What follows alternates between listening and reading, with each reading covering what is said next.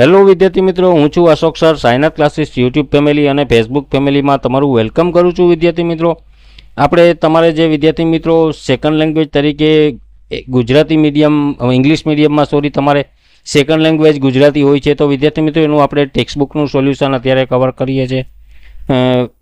તમારે ત્રીજો પાઠ અને એનો એક પહેલો જ ભાગ છે વિદ્યાર્થી મિત્રો અપલોડ થઈ ગયો છે. આજે એનો બાકી રહેલો વિદ્યાર્થી મિત્રો આપણે પાર્ટ 2 છે એ કવર કરીએ છીએ. વિદ્યાર્થી મિત્રો, તો સરસ મજાની એક ઓફર ચાલી રહી છે. એક નંબર છે વિદ્યાર્થી મિત્રો, બરાબર. એ નંબર ઉપર તમારે 130 રૂપિયાનું પેમેન્ટ કરશો તો તમને ટેક્સ્ટબુકનું આ કમ્પ્લીટ સોલ્યુશનની PDF ફાઇલ છે એ તમારા મોબાઈલમાં તમે મેળવી શકશો. વિદ્યાર્થી મિત્રો, નીચે નંબર સ્ક્રોલ થયો છે 9909460759. એના ઉપર તમારે 130 રૂપિયાનું પેમેન્ટ કરી અને સક્સેસફુલ પેમેન્ટનો સ્ક્રીનશોટ શેર કરશો એટલે વિદ્યાર્થી મિત્રો અમારી ટીમ દ્વારા તમને તરત જ PDF ફાઇલ મોકલી આપવામાં આવશે અને એમાં કમ્પ્લીટ વિદ્યાર્થી મિત્રો સોલ્યુશન રહે છે બધા જ યુનિટનું. તો વધારે સમય નહીં લેતા આપણે વિડીયોને સ્ટાર્ટ કરશું. Late start the topic without wasting time.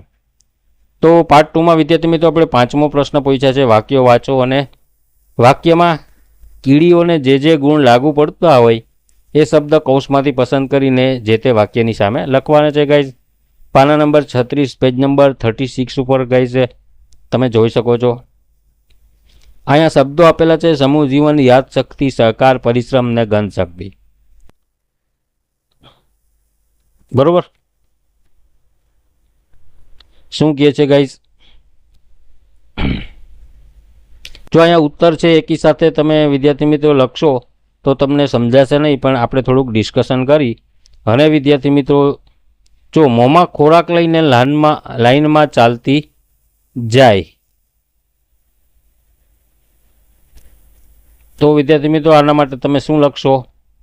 તો અહીંયા એનો જવાબ તમે જોઈ શકો છો: સમૂહ જીવન, સહકાર અને પરિશ્રમ દ્વારા. બરોબર.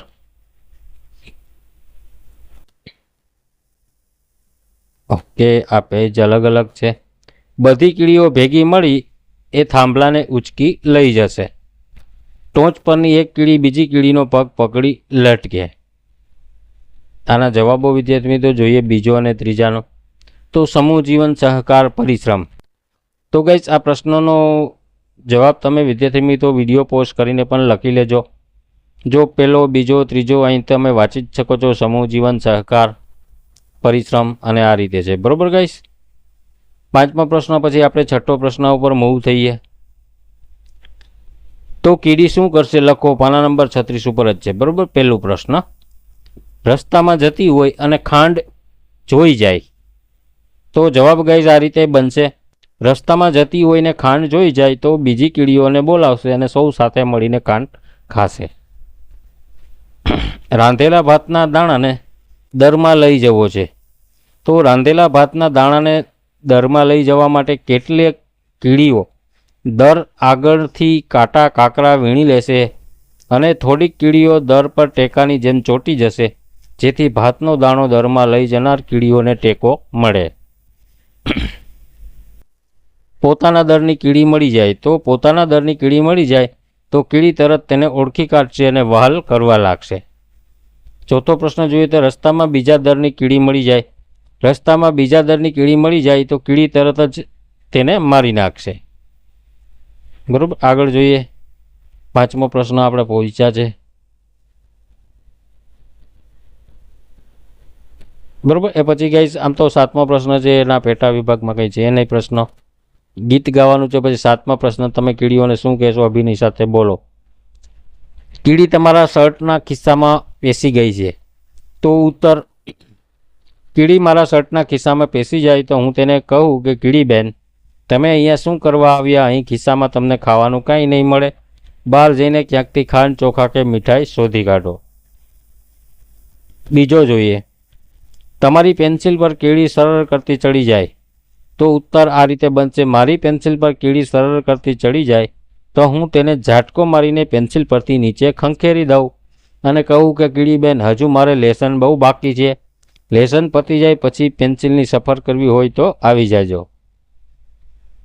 ત્રીજો પ્રશ્ન: કીડી તમારા બિસ્કિટનો ટુકડો લઈ જતી હોય. તો જવાબ: કીડી મારા બિસ્કિટનો ટુકડો લઈ જતી હોય તો હું તેને રોકું નહીં, લઈ જવા દઉં અને કહું કે કીડી બેન, મેં બિસ્કિટ ખાધું છે, બિસ્કિટનો આ વધેલો ટુકડો તમે પણ ખાજો. ચોથો પ્રશ્ન જોઈએ. કીડી તમને ચટકો ભરે ત્યારે, તો કીડી મને ચટકો ભરે ત્યારે હું તેને કહું કે કીડીબેન, ખાવાનું તમને આટલું બધું મળે છે, છતાં મને ચટકો ભર્યો. મને ચટકો ભરવાથી તમને શું મળ્યું? પાંચમો પ્રશ્ન જોઈએ તો કીડીને ખાવાનું આપો ત્યારે, કીડીને ખાવાનું આપીને હું તેને કહીશ કે લ્યો કીડીબેન, નિરાતે ખાઓ, તમે ખાઈ શકો એવા નાના નાના કણ છે, તમારી બીજી બહેનોને પણ બોલાવો અને બધા સાથે મળીને ખાઓ ગાઈસ. બરાબર? તો વિદ્યાર્થી મિત્રો, આમાં થોડો ઘણો તમે ચેન્જીસ કરીને તમારી રીતે પણ તમે ફેરફાર કરી શકો. જવાબ એવું નથી કે ફિક્સ આ જ રીતે તમે લખો, તમારી રીતે પણ વિદ્યાર્થી મિત્રો તમે ઇફેક્ટિવલી લખી શકો ગાઈસ આન્સર. આઠમો પ્રશ્ન જોઈએ તો પ્રશ્નોના ઉત્તર કૌંસમાંથી શોધીને લખવાના છે પેજ નંબર 37 ઉપર. ગુપસુપ સંગ્રહ કરકસરથી ખૂંખાર દુશ્મનીને પરાય. જોઈએ શું શું જવાબ આમાંથી કઈ રીતે બેસશે. વાઘ તો જેને જુએ તેને મારી નાખે છે. વાઘ કેવું પ્રાણી છે?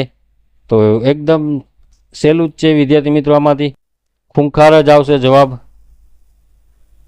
જોઈ લઈએ જવાબ એક સાથે પહેલા. હા, ખૂંખાર. પછી આપણે બધા સાથે મિત્રતા રાખવી જોઈએ, તે હળીમળીને રહેવું જોઈએ. આપણે કોઈની સાથે શું ન રાખવું જોઈએ? દુશ્મની. એ ઘડિયાળ મારી ન હતી એટલે એ મેં પાછી એના માલિકને આપી દીધી. કેવી વસ્તુ આપણને ન રખાય? બરાબર? જોઈએ અહીંથી જવાબ. કેવી ન રખાય વિદ્યાર્થી મિત્રો વસ્તુ? તો કે પરાઈ. પરાઈ ન રખાય. બરાબર? પરાઈ એટલે બીજાની. જોઈએ જવાબ પરાઈ જ આવશે.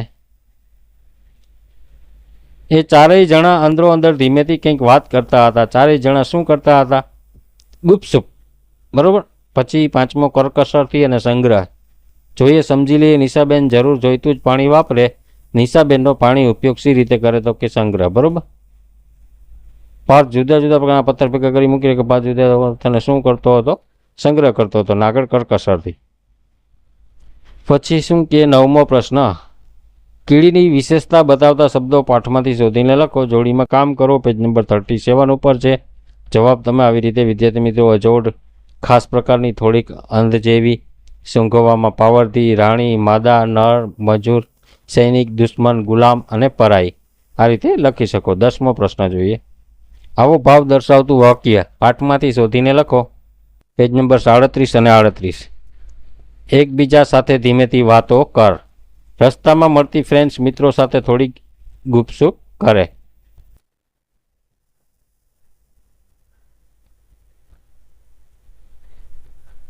બીજો પ્રશ્ન.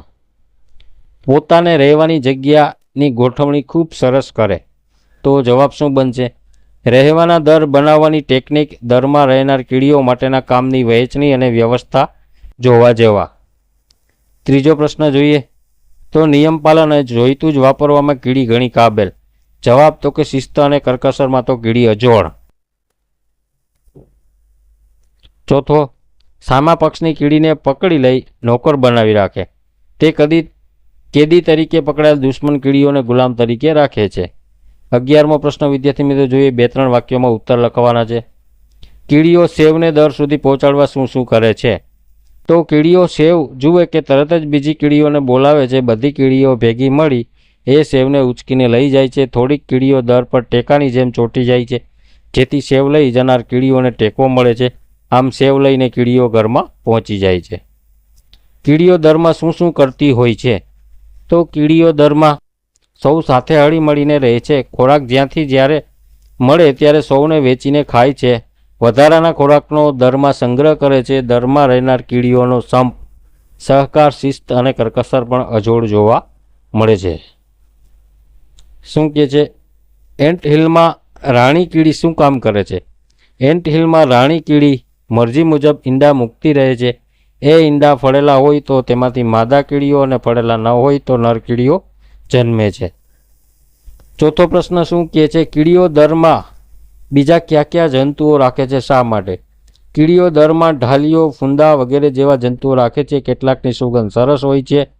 લીલું ગ્રીન ફ્લાય, ફૂંદું એમની ગાય. કીડીઓ તેને બે બાજુથી દબાવીને મીઠો મઠો ભાવતો રસ મેળવે છે. બરોબર? આગળ જોઈએ શું કહે છે 5મો ગાઈઝ.